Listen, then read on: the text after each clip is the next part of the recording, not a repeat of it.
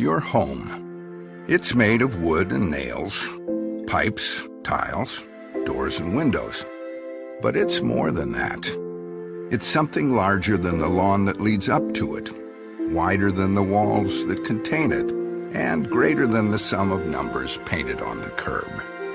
Your home is you, your infinite memories.